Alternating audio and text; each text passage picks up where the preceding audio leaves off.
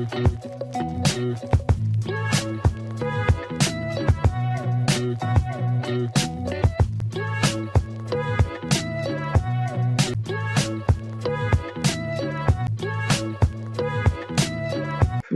Helps ভিডিওর পক্ষ থেকে আপনাকে স্বাগতম। আশা করি ভিডিওটি শেষ পর্যন্ত সাথে থাকবেন। তো চলুন কথা না বেরিয়ে চলে যায় আমাদের মূল টপিকসে। আসসালামু আলাইকুম, আশা করি সবাই ভালো আছেন। আমার আজকের টপিকস হচ্ছে এক্সেলের কিছু গুরুত্বপূর্ণ টিপস অ্যান্ড ট্রিক্স নিয়ে। তো আমি শুরুতেই বলে নিচ্ছি, আমার এই ভিডিওটি একদম বিগিনারদের জন্য, যারা জানেন তাদের জন্য নয়। তো যাদের শুরুতেই মানে কিছু জানেন না তাদের জন্য আমার এই ভিডিও শুরু করবো। তো আমি প্রথমেই দেখাবো আমি এক্সেলের এই হোম বাটন, এই যে দেখতে পাচ্ছেন এখানে হোম বাটন, এই হোম বাটনের কিছু কাজ, এই যে এখানে আমার কার্সারটা দেখতে পাচ্ছেন, এই হোম বাটনের কিছু কাজ বা শিক্ষণীয় বিষয় আমি দেখাবো। এই দেখেন এখানে অনেকগুলো বাটন আছে, সেই বাটনের মধ্য থেকে আমি শুরুতেই যেগুলো দেখাবো, এক নম্বরে দেখাবো এই কপি পেস্ট। এখানে এই ক্লিপবোর্ডের লেখা আছে, এটার কাজ দেখাবো। তারপরে দেখেন এখান দিয়ে এইগুলোর এই তিনটের কাজ দেখাবো। এখানে সবগুলোর কাজ মূলত এখান থেকে এই পর্যন্ত যে কাজগুলো আছে যে আমি সেইগুলো দেখানোর চেষ্টা করব। তো আপনাদের যে কাজটা করতে হবে সেটা হলো ধৈর্য ধরে ভিডিওটি শেষ পর্যন্ত সাথে থাকতে হবে। তাই চলুন কথা না বাড়িয়ে আমি চলে যাচ্ছি মূল কাজে। এখন আমি ধরেন আপনাদের শুরুতে যে দেখাবো এই ক্লিপবোর্ডের কি কাজ। এখানে এই ক্লিপবোর্ড দেখা যাচ্ছে, ক্লিপবোর্ডের কাজ তখনই দেখা যাবে আমি ধরেন এখান থেকে সিম্পল একটা কপি করলাম, একে কপি করলাম, কপি করার পরে এখানে আমি রাখলাম, এখানে পেস্ট দিলে পেস্ট হবে। বাস এটা না করে আমি যখন এটা কপি করছি দেখেন এই ক্লিপবোর্ডের উপরে পেস্ট আসছে। হ্যাঁ, পেস্ট হলে এখান থেকে ওই আমি যে একটার উপরে ক্লিক করলে ক্লিপ পেস্ট হয়ে যাবে, যে পেস্ট হয়ে গেছে। কিন্তু মূলত হলো ক্লিপবোর্ডের কাছে। তাহলে আমি এই ক্লিপবোর্ডটা একটু ওপেন করে দেখেন এখানে এই যে আগে যে কপিগুলো করছিলাম ঠিক সেইগুলোতে এইগুলো আমি আবার মুছে দিচ্ছি। দেখছেন আমি এক ক্লিকে মুছে দিলাম। আবার এখান থেকে একটা কপি করি, কপি করার সাথে দেখেন আবার এটা লাইট হয়ে গেছে। এখন আমি এখানে কার্সার রাখলাম, এই যে ভালো খেয়াল করুন যে আমি কোথায় কার্সার রাখছি। এই কার্সার এখানে রাখার পরে এখানে পেস্ট হলে দিলাম, দেখেন এই যে উজ্জ্বল টেলিকম পেস্ট হলো, সাথে সাথে পেস্ট হয়ে গেছে। আবার ধরেন আমি এখানে নোমানকে কপি করলাম, এই দেখেন আমি এখানে কপি করার সাথে এই যেখানে সিরিয়ালি কিন্তু কপি হয়ে আসছে। এমএস উজ্জ্বলটাকে কপি করছে, এখানে থেকে যাচ্ছে। এখন আমি এখানে আবার পেস্ট করলাম, এই সরি আমি এই পেস্টে ক্লিক করার পরে এই দুটো সহ পেস্ট হয়ে গেছে। এখন নিচে আবার ক্লিক করলাম, এরপরে আমার কোনো কপি করার দরকার নেই। আমি এই দুইটার যেটাকে কপি বসাতে চাই সেটা আমি নোমানে ক্লিক করলাম, দেন নোমান বসলো। এখানে এসে উজ্জ্বল, নিচে এসে উজ্জ্বলে আবার কার্সার নিচে নামালাম, উজ্জ্বল স্টোরে ক্লিক করলাম, উজ্জ্বল স্টোর আসলো। অর্থাৎ আমি এখানে এসে যদি এখন এই দুইটার যাকে পছন্দ করবো সেই এখানে পেস্ট হবে। ধরেন এখানে নোমান বসানো দরকার, নোমান হয়েছে। এখানে এসে উজ্জ্বল বসানো দরকার, দেখেন উজ্জ্বলের উপরে ক্লিক করছে, উজ্জ্বল স্টোর হয়ে গেছে। এখন আমি আর একটা কপি করবো, যখন আমি এই কপি করব তখনই আমার এই লেফট সাইডে এই ক্লিপ বোর্ডের থেকে যাবে, এটা একটা বোর্ড, সেই বোর্ডে থেকে যাবে। দেখেন কপি করছে, বোর্ডে চলে আসছে। এখন আমি এখানে নামালাম, কার্সার রাখলাম, আমি এই তিনটের কাকে এখানে পেস্ট করতে যাচ্ছি, শুধু তার উপরে ক্লিক করবো। ধরেন সাজ্জাদ পেস্ট হয়ে গেছে। এখন আমি যতগুলো কপি করব সেই লিস্ট এখানে এই ক্লিপবোর্ডে থেকে যাবে। আশা করি বুঝতে পারছেন। তো চলুন এর পরের ধাপে চলে যাচ্ছি, এটা আমি ক্লিয়ার করে দিচ্ছি, মানে রাখছি না, কেটে দিচ্ছি। এখন আমি আসব এই লেখাগুলোকে কিভাবে বোল্ড করব। এই দেখতে পাচ্ছেন বি লেখা আছে, এই লেখা আমি ধরেন এটাকে সিলেকশন করে এই বোল্ডের উপরে ক্লিক করব, লেখাগুলো বোল্ড হয়ে গেছে। দ্বিতীয়ত হচ্ছে যে আইয়ের মতো দেখা যাচ্ছে যে ইটালিক করব কিভাবে, কন্ট্রোল প্লাস আই দিলে ইটালিক হবে। যদি আমি ধরেন এই লেখাটার উপর রাখি, কন্ট্রোল প্লাস যদি আই দিই তাহলে ইটালিক হবে। এই দেখেন বাঁকা হয়ে গেছে। আবার কন্ট্রোল জেড দিলে আগের জায়গায় চলে আসছে। এখন আমি কন্ট্রোল আই দিয়ে না দিয়ে যদি আমি সরাসরি এর উপরে ক্লিক করি, লেখাগুলো এই যে ইটালিক হয়ে যাবে, বাঁকা হয়ে যাবে।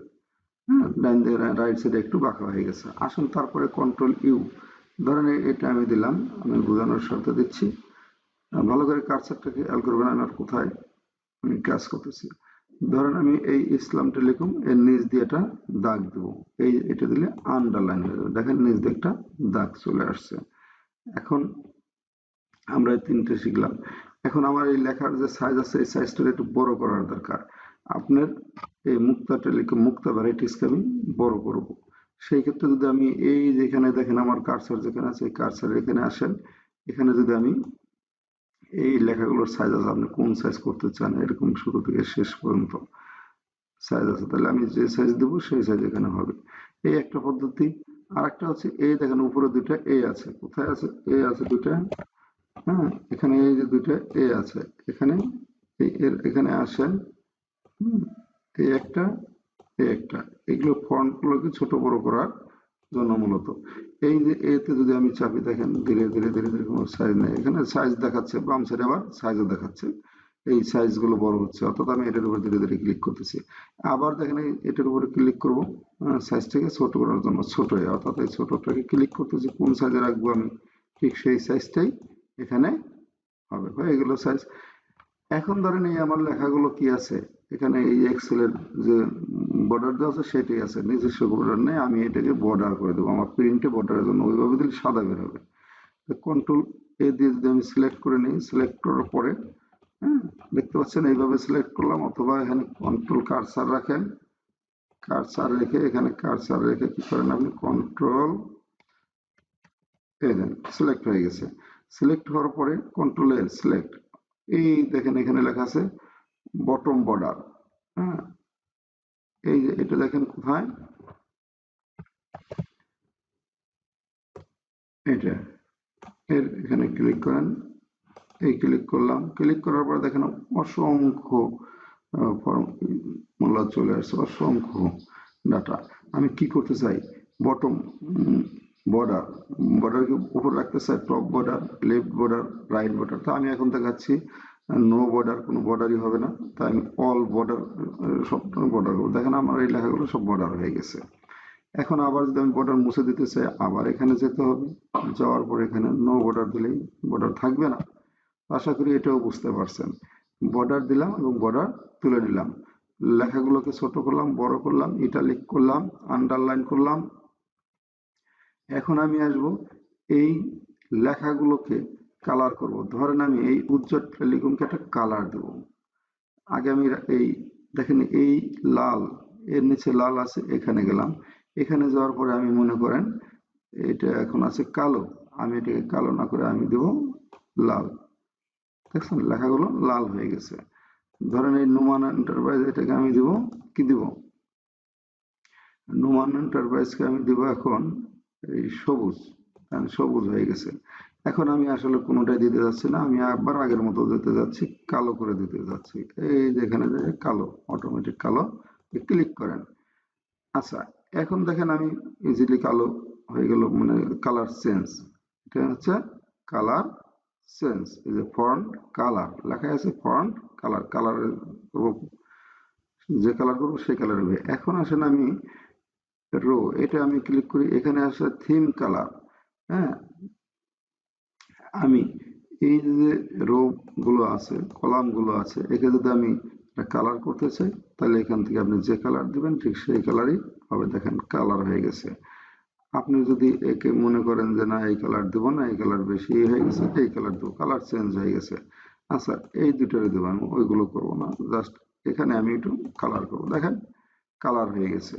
তো আমি আসলে কোনো কালারই করব না, কন্ট্রোল এ দিয়ে সিলেকশন করি, আমি এখানে যাই, সাদা করে দিই, নো ফিল কালার, এরকম দিলে নো ফিল কালার হয়ে গেছে, কোনো কালার নেই। আশা করি এই পর্যন্ত আমরা আসছি।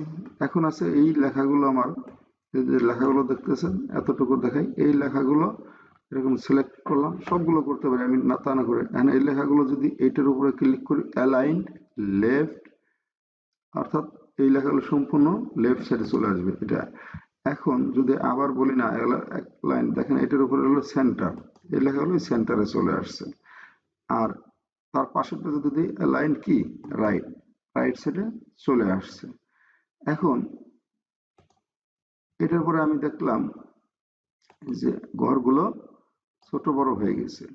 এই অনেক ছোট ছোট, এটার এই একটু উপরের দিকে উঠাবো, দেখেন এই লেখাগুলো সামান্য উপরে আসছে, যেটা দেখা যাচ্ছে না। যদি আমি ঘরগুলো বড় করি তাহলে আপনার এটা লক্ষিত হইতো। এই এই লেখাগুলোকে একদম মাঝামাঝি রাখবো, তাহলে এরকম। আর এই লেখাগুলোকে নিচে নিয়ে আসবো, এই যে লেখাগুলো আছে একেবারে আমার এই যে লাইনে বরাবর নিয়ে আসবো, সেখানে নিয়ে আসবো। দেখেন একটু নিচে নামছে, কিন্তু এই স্বল্পতার কারণে এটা বোঝা যাচ্ছে না। যদি ঘরগুলো বড় হতো তাহলে বোঝা যেত। আসুন এখন তারপরে টিউটোরিয়ালে আমরা চলে যাচ্ছি। সরি, পরের টিউটোরিয়াল নাম মানে পরের স্টেপে। এখন এই যে এই ভিডিওর এখানে কাজ কি, আমি একটা দিয়ে দেখাবো। ধরেন এখানে নেম লেখা আছে, এই নেমটাকে আমি কোন ভাবে লিখবো? এটা ফর্মাল ভাবে আছে, এখানে আমি লিখলাম অ্যালাইন। দেখেন অ্যালাইন কাউন্টার, এই দেখেন অ্যাঙ্গেল হয়ে গেছে। এখন মনে করেন এটা আমার ভালো লাগে না, আমি এইভাবে লিখবো না, আমি এইভাবে লিখবো, এইভাবে হয়ে গেছে। এখন আমি মনে করেন যে ভার্টিক্যাল আকারে লিখবো, এই ভার্টিক্যাল হচ্ছে উপর থেকে নিচে, হ্যাঁ, আর হরিজন্টাল হচ্ছে লেফট থেকে রাইট।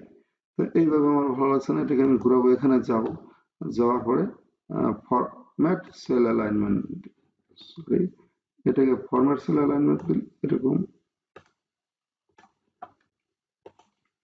এই যে এখান থেকে ঘুরে নিয়েছি, দেখতে পাচ্ছেন ফরম্যাট সেল অ্যালাইনমেন্ট এখান থেকে করে নিয়েছে। আবার যাব, আবার ফরম্যাট সেল অ্যালাইনমেন্টে যাব, এখান থেকে মনে করেন আমার পছন্দ হয় না, এখান থেকে আমি এখানে দিয়ে দিচ্ছি। এই যে দেখতে পাচ্ছেন আমার কার্সার দিয়ে ওকে দিচ্ছি, দেখেন এই যে এই জায়গাতে চলে আসছে। আপনি এখান থেকে একটা একটা উপরে করতে পারেন, সবচেয়ে মজার হচ্ছে এখান থেকে একটা একটা করতে পারেন, আবার এই ফরম্যাট সেল অ্যালাইনমেন্টে যায় আপনি, হ্যাঁ, করে নিতে পারেন। তো আশা করি বুঝতে পারছেন। এখন এর পরের ধাপে আমরা যাব। আচ্ছা, আমরা এটা এই লেফট সাইড না করে রাইট সাইড করে দিই, সুন্দর দেখা যাবে, একরকম থাকছে। এখন আমরা আসেন এই র্যাপ টেক্সটটা কি। র্যাপ টেক্সটটা হচ্ছে এরকম যে আপনার এই এম এস উজ্জ্বল স্টোর একটা কলাম পাড়ি দিয়ে দ্বিতীয় কলামে গেছে। এখন এই র্যাপ টেক্সটে ক্লিক করলে এ সুন্দরভাবে সাজায় নেবে। দেখেন এখানে দিলাম র্যাপ টেক্সটে ক্লিক করলাম, কোথায় র্যাপ টেক্সটে ক্লিক করার পরে হ্যাঁ একটা ঘরের ভিতরে চলে আসছে। আবার ধরেন এখানে ক্লিক করলাম, কিন্তু নিচের ঘরগুলো তো মাথা বেরিয়েছে। তারপরে আমি সবটা যদি সুন্দর করে সাজা দিই, এই যে এই লাইনের উপর রেখে যখন প্লাস চিহ্ন আসে, এই প্লাস চিহ্ন আসার পরে আপনার ডাবল ক্লিক করেন, দেখেন প্রত্যেকটা এখন অ্যালাইনমেন্ট হয়ে গেছে। আর একটা জিনিস খেয়াল করেন, যে আগে একটা দেখালাম আপনাদের, যেটা এই যে উপরে এই জিনিসটা অ্যালাইনমেন্টটা, এই তিনটের ব্যবহার এখন একটু আবার দেখেন। এই তিনটের ব্যবহারটা একটু দেখেন আবার। আমি আবার এখানে দেখানোর চেষ্টা করছি। এই যে এখন ঘরটা বড় হয়েছে, এই তিনটাকে আমি কি করব, একদম উপরে লেখা দেখছেন, একদম উপরে। আবার এটা নিচে। আশা করি বুঝতে পারছেন জিনিসটা কতটা এই। এখন আমি আসবো এই নিচে মার্চ কিভাবে। ধরেন আমার এই দুই ঘর মিলে মার্চ করব, অথবা এই যে মাঝখানে যে বর্ডার আছে এটা তুলে দেবো। আমি এটা বর্ডার করে নিই, তাহলে আপনারা বুঝতে পারবেন যে বর্ডার করলে কিভাবে মার্চটা করা যাচ্ছে। ধরেন আমি এখন এই দুটো দাগ মুছে দিয়ে একটা করব, এই মার্চে ক্লিক করে মার্চ সেলস অ্যান্ড সেন্টার, দেখেন মার্চ হয়ে গেছে, অর্থাৎ মুছে গেছে। এখন আমি এটা না মুছে মনে করেন এই এই মাঝের দাগ সিলেক্ট করার মাঝের দাগটা মুছবো, এই যে মুছে গেছে দেখেন। হ্যাঁ, এটা আমি দেখানোর জন্য জাস্ট করতেছি। ধরেন এখান থেকে এই কয়টা এই মুছে দেবো, এখান থেকে এই মাঝের যে সিলেক্ট করছে এটা মুছবে, এইগুলো মুছবে। Merge cell and center, merge cell and center, অর্থাৎ মার্চ করে দিচ্ছি। হ্যাঁ,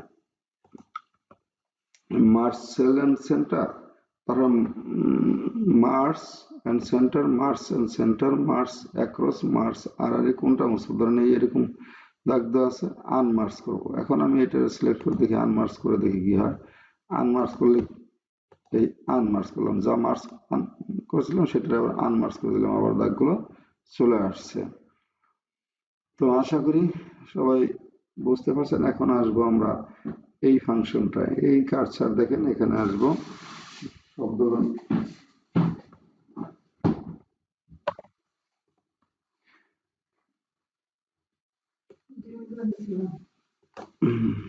এই মার্কস, এই ফাংশনে আমরা আসবো জেনারেলে। এখন জেনারেলে আসার পরে এস হচ্ছে ডলার সাইন, এটা পার্সেন্টেজ, এটা কমা, এটা হচ্ছে লেফট রাইট মানে ই মুছার জন্য ইরেজার। দেখেন আমার অনেকগুলো জিনিস তবে সেখান থেকে আমি দেখাতে চেষ্টা করছি। তো ধরেন আমি এখানে যদি দেন এটা পার্সেন্টেজ হয়ে যাবে, সবার উপরে যে পার্সেন্টেজ চলে আসছে। আর এটা ডলার চিহ্ন দেওয়ার সাথে কি আসবে আমরা একটু দেখি। আপনি ডলার স্যাম্পল আসবে সাথে, এই যে আগে স্যাম্পল চলে আসছে ডলার স্যাম্পল, অর্থাৎ আমি একটু আন্ডু করি, আগের এখানে চলে আসলাম, ডলার সাইন বুঝলাম, পার্সেন্টেজ বুঝলাম। এখন যদি এখানে আমরা কমা দেই, এটা এটা দেওয়ার জন্য ডাবল চিহ্ন আসছে, এটা দেওয়া আছে। তো এখন আমি এইখান থেকে এই রাইটের এই সেন্টারগুলো মুছবো, দেখেন এখান থেকে মুছে যাচ্ছে, ঠিক আছে। আবার যদি এটা করি increase decimal, increase decimal, decimal বাড়ানোর জন্য এই ডিসিমাল বেড়ে যাচ্ছে। আর এটা হচ্ছে ইনক্রিজ ডিক্রিজ ডিসিমাল মানে কমে যাবে, ইনক্রিজ ডিসিমাল আর ডিক্রিজ ডিসিমাল, ইনক্রিজ ডিসিমাল আর ডিক্রিজ ডিসিমাল, ইনক্রিজ ডিসিমাল আর ডিক্রিজ ডিসিমাল। আশা করি বুঝতে পারছেন। এখন আসবো আমরা কন্ডিশনাল ফরম্যাটিং, সবচেয়ে মজার এবং অনেকের কাছেই জটিল, যেটা শুধু দেখে তাকায় থাকে যে এটা কিভাবে হয়। আসলে আমরা এই কলামকে একটা সিলেকশন করি, এটা যেটাকে আপনি কন্ডিশনাল করবেন সেখানে আপনার কি করতে হবে, এই সিলেক্ট করে নিতে হবে। এইটা না করে আমি যদি পুরো ঘরটাকে সিলেকশন করে কন্ট্রোল দিয়ে আসেন, এখানে আসার পরে আমরা যদি কন্ডিশনাল ফরম্যাটে যাই, ধরুন আমি এটা হাইলাইট করব, হাইলাইট কি করব, এখানে হাইলাইট করার পরে যদি এটা আমি ডিটেলস দেখাতে যাই অনেক বড় হয়ে যাবে, কারণ কন্ডিশনাল ফরম্যাটিং এর উপর আমার একটা ক্লাস আছে, আপনারা সেখান থেকে দেখে নেবেন। হ্যাঁ, আমার আই বাটনে দেওয়া থাকবে, অবশ্যই আপনারা সেখান থেকে দেখবেন। আমি এখান থেকে জাস্ট নমুনা দিচ্ছি, কারণ হাইলাইট করব। এটা গেটার দেন, এখানে লেখা আছে গেটার দেন, গেটার দেন কি আছে, গেটার দেন বলে আমি এখানে এক কলাম যদি করতাম গেটার দেন 50, গেটার দেন মনে করেন 100 বা গেটার দেন লাখ, এরকম। যারা এই 10,000-এর উপরে আছে শুধু তারাই লাইট হবে। দেখেন এই 10,000-এর উপরে যারা আছে শুধু তারাই লাইট হচ্ছে এই নাম্বারের ক্ষেত্রে, আর এখানে সবগুলো কলামগুলো হচ্ছে। এখন আমি এই কন্ডিশনাল ফরম্যাট একটা রাখবো না, যা আসলে এখান থেকে উঠে দেবো। তাহলে আপনি ক্লিয়ার রুল দিয়ে দেন, ক্লিয়ার রুল দিলে ক্লিয়ার রুল সিলেক্ট। ভিডিওটা অনেক লম্বা হয়ে যাচ্ছে বিধায় আজকে এই পর্যন্তই। আমার চ্যানেলটি যদি বা আমার ভিডিওটি যদি বিন্দুমাত্র ভালো লাগে থাকে প্লিজ প্লিজ আমার চ্যানেলটি সাবস্ক্রাইব করে পাশে থাকুন। ধন্যবাদ সবাইকে, ভালো থাকবেন।